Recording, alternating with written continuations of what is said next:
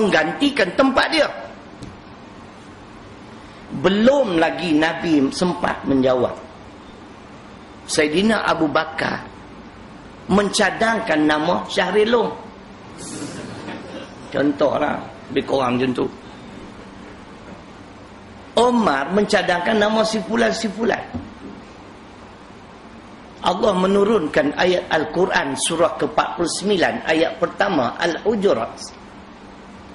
Ya ayyuhalladzina amanu la tuqaddimu baina yadayillah wa rasulih wattaqullah innallaha sami'un alim.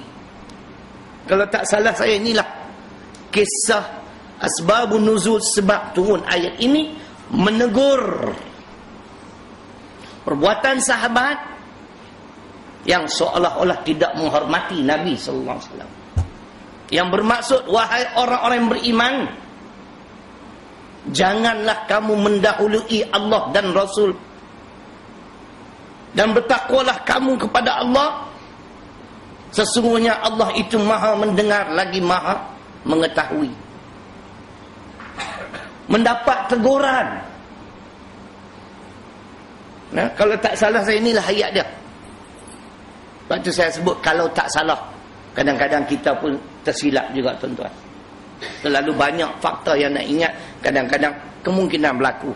InsyaAllah inilah ayat dia. Dan ayat ini juga memberi pengajaran.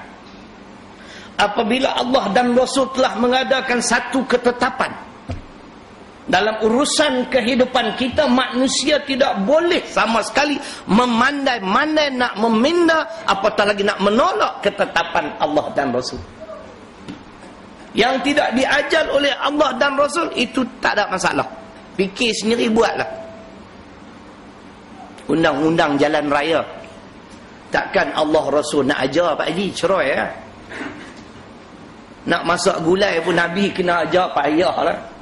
Itu fikir sendiri. Tapi dalam soal-soal yang lain, yang telah menjadi ketetapan Allah dan Rasul, tidak boleh sama sekali manusia meminda, apatah lagi menolak undang-undang dan peraturan tersebut. Jadi kembali kepada Muaz bin Jabal, beliau menjawab, Allahu wa rasuluhu a'lam. Hanya Allah dan Rasul sahaja yang mengetahui apakah hak-hak Allah ke atas hamba-hambanya. Qala, sabda Nabi sallallahu alaihi wasallam, ayya'buduh wa la yusyriku bihi syai'an. Itulah hak-hak Allah ke atas hambanya. Dua saja, tuan-tuan. Hendaklah kamu menyembah Allah dan jangan kamu mempersekutukannya dengan sesuatu. Hadis ini hadis sahih riwayat Imam Bukhari. Kalau kita melihat ayat Quran pula, dalam surah An-Nisa ayat 36, surah keempat, Allah berfirman, ta'budullah wa la tusyriku bihi syai'a. Hendaklah kamu menyembah Allah, jangan mempersekutukan Allah dengan sesuatu. Jadi ayat Quran dengan hadis ini selaras.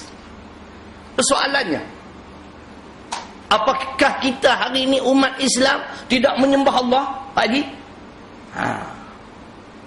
Nah, orang Islam akan tertanya-tanya, selama ini kami menyembah Allah, kami solat maghrib berjemaah pula. Mereka memahami pengertian menyembah Allah dalam pengertian yang sempit. Kalau kita tidak menyembah Allah, mana kita mempersekutukan Allah, itu kita bimbangi, yang boleh merosakkan Islam dan iman kita. Sembah ini pengertian dia, taat, patuh atau ikut. Itu makna sembah. Selama mana kita berjaya menjadi hamba yang mentaati Allah, mengikuti, mengamal peraturan dan ketetapan Allah dan Rasul, kita adalah hamba yang telah menunaikan hak-haknya. Kita ni dengan Allah Subhanahu Wa Taala, kita tak berapa nak ikut. Kalau kita ikut pun dalam soal-soal yang mudah dan yang boleh memberi keuntungan. Ini bukan sifat seorang hamba. Kita perlu ingat, wa ma khalaqatul jinna wal ins illa liya'budun. Surah ke-51 Adz-Dzariyat ayat 56. Allah tidak ciptakan jin dan manusia, melainkan jin dan manusia ini memperhambakan diri kepada Allah. Hanya menyembah Allah, taat, patuh, ikut Allah dan Rasul sahaja. Jadi di antara hak-hak Allah yang Allah akan tuntut daripada hamba-hambanya ialah menyembahnya dan jangan mempersekutukannya dengan sesuatu. Persoalannya, apa maksud sembah? Kami tidak menyembah Allah lagi kah? Atau kami belum menyembah Allah dengan sempurna kah? Ini yang kita nak jawab malam ni. Kita kena bawa hadis lain pula. Riwayat Imam Tirmizi dan Imam Ahmad. Kedudukan hadis ini, status hadis ini, hadis hasan. Kisah Adi bin Hatim yang mungkin saya pernah sebut satu ketika dulu. Tapi tak apa, tak salah kita ulang. Sebab Melayu mudah lupa. An Adi bin Hatim annahu sami'an Nabi sallallahu alaihi wasallam yaqra'u hadhihi A'udzu billahi minasy syaithanir rajim. Ittakhadhu ahbarahum wa ruhbanahum arbaban min dunillah. Faqultu lahu inna lasna na'buduhum. Qala alaysa yuharrimuna ma ahallallah fatuharrimunahu wa yuhilluna ma harramallah fatuhillunahu. Faqultu bala. Qala fatilka ibadatuhum. Hadis riwayat Imam Ahmad, Imam Tirmizi. Kedudukan hadis hasan, hadis baik, bukan hadis dhaif. Hadis inilah tuan-tuan dan puan-puan bakal menjelaskan pengertian sembah. Kita sama-sama dengar malam ni. Yang di luar tu kenapa? Tak nak masuk dalam. Takut ekon ke? Cerai ke? Ekon pun takut. Tu kalau tengok topi merah sah lari tu.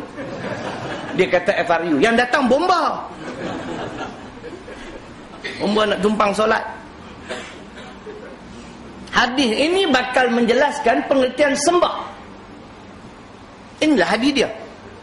Yang bermaksud daripada Adi bin Hatim. Beliau berkata, aku mendengar Nabi SAW membaca sepotong ayat Al-Quran. Ayat yang saya baca surah ke-9 At-Taubah ayat 31. Rujukan saya pada muka surat 266 tafsir Profesor Mahmud Yunus. Du ahbarahum wa ruhbanahum arbaban min dunillah. Maksudnya, mereka menjadikan padri-padri, pendeta-pendeta dan ulama-ulama mereka sebagai Tuhan selain pada Allah. Dia dengar ayat tu lah. Faqultu lahu, aku kata kepada Nabi, kata Adi, inna lasna na'buduhum. Kami tak pernah sembah padri kami pun. Nampak tak? Karena Nabi menyatakan orang Kristian, ada di kalangan orang Kristian yang mengangkat padri mereka sebagai Tuhan selain pada Allah. Kalau orang Melayu, dia mengangkat ulama sebagai Allah. Jadi dia tidak bersetuju. Kami tak pernah sembah pun padri-padri kami. Tak mengapa, Nabi kata.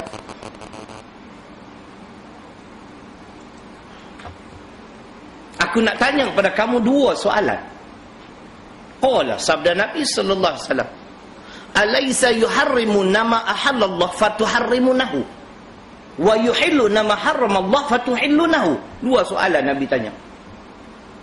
Baiklah Adi, aku nak tanya kepada kamu, tidakkah ketika mana padri kamu mengharamkan apa yang dihalalkan oleh Allah, kamu turut mengharamkannya? Dan ketika mana mereka menghalalkan apa yang diharamkan oleh Allah, kamu juga turut menghalalkannya? Faqultu bala. Jawab Adi bin Hatim, yang ini memang benar. Ini memang betul lah. Kami memang macam ni perangai kami. Padri kami kata haram, kami kata haram. Padri kami kata halal, kami kata halal. Ulama hadari kata haram, kami kata haram. Ulama hadari kata halal, kami pun kata halal. Apa sabda Nabi sallallahu alaihi wasallam? Fatilka ibadatuhum. Maka yang demikian itulah, wahai Adi bin Hatim, maksud kamu menyembah mereka. Itulah